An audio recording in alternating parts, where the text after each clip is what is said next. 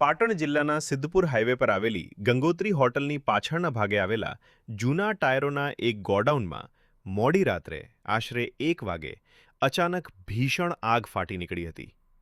આગની તીવ્રતા અને ધુમાડાના ગોટા જોતા જ આસપાસના વિસ્તારમાં ભારે અફડાતફડીનો માહોલ સર્જાયો હતો. ઘટનાની જાણ થતાં જ સિદ્ધપુર નગરપાલિકાની ફાયર બ્રિગેડની ટીમના 4 ફાયર ફાઇટર ઘટના સ્થળે આવી ગયા હતા અને ત્વરિત આગ ઓલવવાની કામગીરી કરી હતી. ઘટના સ્થળે પહોંચેલા 4 ફાયર ફાઇટરોએ સતત પાણીનો મારો ચલાવીને કલાકોની ભારે જહેમત બાદ આગ પર સંપૂર્ણ કાબૂ મેળવ્યો હતો. આ ભયાનક અકસ્માતમાં ગોડાઉનમાં રાખેલા જૂના ટાયરોની સાથે ત્યાં પાર્ક કરેલું એક છોટા હાથી વાહન પણ આગની લપેટમાં આવી જતા સળગીને સંપૂર્ણપણે ખાખ થઈ ગયું હતું. સદભાગ્યે ફાયર ફાઇટરોની સમયસૂચકતાને કારણે આગ વધુ પ્રસરતી અટકી હતી, જેનાથી મોટું નુકસાન ટળ્યું હતું.